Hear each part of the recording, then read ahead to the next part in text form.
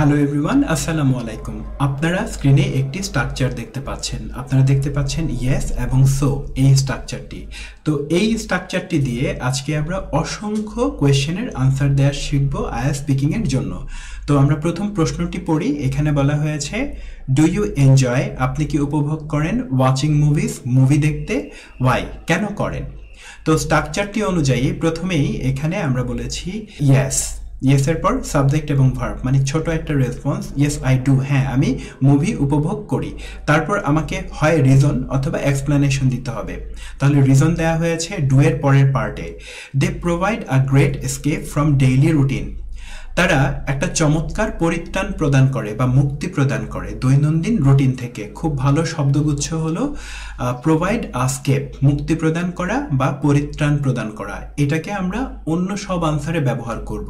তারপর আমরা কি করব, সো দিয়ে আরেকটু এক্সপ্লেনেশন করব বা ইলাবোরেশন করব, যেটাকে বলা হয়েছে ফার্দার ইলাবোরেশন, আরও ব্যাখ্যা। তাহলে আরও ব্যাখ্যাটা, I often watch movies to unwind and relax, আমি প্রায়ই মুভি দেখি আরামায়েশ করতে। আমরা জানি রিল্যাক্স শব্দটার অর্থ আরাম করা, আর আনওয়াইন্ড শব্দটার অর্থ দুশ্চিন্তা বা কোনো কিছুর পর মুক্তি লাভ করা বা বিরতি নেওয়া। তো রিল্যাক্স অ্যান্ড আনওয়াইন্ডকে আমরা একই অর্থে বলতে পারি আরামায়েশ করা। এটাকে আমরা অন্য আইডিয়াতেও ব্যবহার করব। আপনারা সেকেন্ড কোয়েশ্চেনটি দেখতে পাচ্ছেন। এই কোয়েশ্চেনেও কিন্তু আমরা একই রকম আইডিয়া ব্যবহার করেছি। তো আপনারা এটা নিজেরা পড়ে ফেলুন। একটু জাস্ট পরিবর্তন আছে, এসকেপ ফ্রম ডেইলি স্ট্রেস বলা হয়েছে, প্রতিদিনের চাপ থেকে। তাহলে কিন্তু দুটো প্রশ্ন রিজলভ করা হয়ে গেল। এরপর আমরা চলে যাব আরও কিছু কোয়েশ্চেনে। আমরা দেখতে পাচ্ছি আরেকটি প্রশ্ন, do you find watching TV shows enjoyable, why? TV shows কি আপনার এনজয়েবল মনে হয়, কেন? আবারও আগের স্টেপটা ফলো করে আমরা কিন্তু উত্তরটা দিয়েছি। আপনি জাস্ট স্ক্রিনটা দেখে এটাকে পড়ে ফেলুন।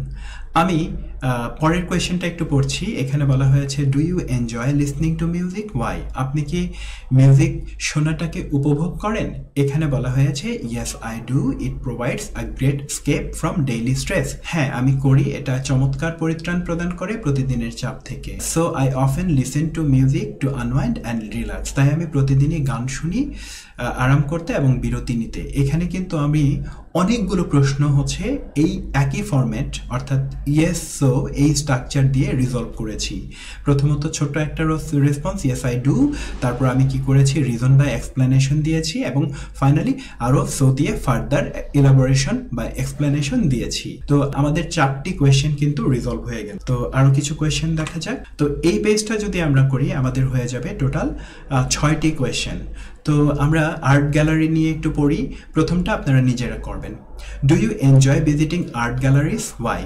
আপনি কি আর্ট গ্যালারিতে ভ্রমণ করতে পছন্দ করেন, কেন পছন্দ করেন? প্রশ্নটির উত্তরে উপরের স্ট্রাকচার অনুযায়ী প্রথমে আমরা ইয়েস বলে সাবজেক্ট এবং ভার্ব, অর্থাৎ ইয়েস আই ডু, এটা আমরা বলেছি। পরে আমরা রিজন দিয়েছি, এটা বলে they provide a great escape from daily life, তারা একটা চমৎকার পরিত্রাণ বা মুক্তি প্রদান করে দৈনন্দিন জীবন থেকে। তারপরে সো বলে আমরা কিন্তু কি করেছি, ফার্দার এটাকে ইলাবোরেট করেছি একই ল্যাঙ্গুয়েজ ব্যবহার করে। অর্থাৎ এখানে আমাদের কিন্তু এই পর্যন্ত 6টা কোয়েশ্চেন রিজলভ করা হয়ে গেল একই ধরনের আইডিয়া দিয়ে। তো আমরা এবার আরো কিছু কোয়েশ্চেন করব। এখানে আমরা দেখতে পাচ্ছি দুটো আলাদা আলাদা কোয়েশ্চেন দেওয়া আছে। তো প্রথম কোয়েশ্চেনটা আপনারা নিজের করবেন, আমি দ্বিতীয় কোয়েশ্চেনটা করছি। এখানে বলা হয়েছে, do you enjoy outdoor activities, আপনি কি বাইরের কর্মকাণ্ড এটা উপভোগ করেন? আমরা স্ট্রাকচার অনুযায়ী আবারও বলেছি, ইয়েস আই ডু, হ্যাঁ করি। They offer a great escape from indoor routines, তারা একটা চমৎকার পরিত্রাণ প্রদান করে অভ্যন্তরীণ রুটিন থেকে। খুব সুন্দর একটা শব্দ হলো অভ্যন্তরীণ রুটিন, ইনডোর রুটিন। তারপর আমরা বাকি অংশটা বলেছি আগের মতো করেই, অর্থাৎ আমাদের কিন্তু 8টা কোয়েশ্চেন রিজলভ হয়ে গেল। তো আমরা পরের পেজে চলে যাচ্ছি। এইখানেও আপনি 2টা কোয়েশ্চেন রিজলভ করবেন। আমার কথাকে একটু পজ দিয়ে জাস্ট আপনি নিজে জোরে জোরে শব্দ করে পড়বেন। যদি আপনি পজ দিয়ে থাকেন তাহলে আমাদের 10টা কোয়েশ্চেন রিজলভ হয়ে গেল। আমরা পরের স্লাইডে চলে যাব। এখন আরও 2টো কোয়েশ্চেন আপনি পাচ্ছেন। 2টো কোয়েশ্চেনকে পজ দিয়ে নিজে নিজে দেখে নিন। 12টা কোয়েশ্চেন আমাদের শেষ হলো। এবার আরও 2টো কোয়েশ্চেন আমরা দেখতে পাচ্ছি, একটু পজ দিয়ে দেখে নিন। এবার আরো দুটো কোয়েশ্চেন আমরা দেখতে পাচ্ছি, পজ দিয়ে দেখে নিন। আমরা একই ধরনের আইডিয়া ব্যবহার করেছি।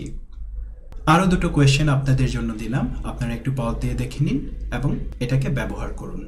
সর্বশেষ আরো দুটো কোয়েশ্চেন আমরা দিয়েছি, আপনি জাস্ট নিজে নিজে দেখে নিন এবং এটাকে পজ দিয়ে পড়ে নিন। তাহলে আজকের লেকচারে আমরা একটি স্ট্রাকচার শিখেছি, স্ট্রাকচারটি হলো ইয়েস সো এর স্ট্রাকচার। এই স্ট্রাকচার দিয়ে আমরা কিন্তু প্রায় 18 থেকে 20টা কোয়েশ্চেনের আনসার দিতে পেরেছি এবং এখানে খুব সুন্দর কিছু ল্যাঙ্গুয়েজ আমরা শিখতে পেরেছি। অফার আ গ্রেট স্কেপ এটা আমরা শিখেছি পার্টিসিপেট ইন ইনডোর অ্যাক্টিভিটিস এটা শিখেছি, তারপর হচ্ছে আমরা শিখেছি রিল্যাক্স অ্যান্ড আনওয়াইন্ড, এই ওয়ার্ডগুলো কিন্তু শিখেছি। তো আপনারা যদি এই লেকচারটাকে ভালো করে করেন তাহলে কিন্তু অনেকগুলো প্রশ্নের আনসার দিতে পারবেন এই একটা লেকচার থেকেও। তাই আপনাদেরকে বলছি অন্য লেকচারগুলো নিয়মিত দেখুন। তো সবার জন্য অনেক শুভকামনা আজকের লেসনটি উপভোগ করার জন্য।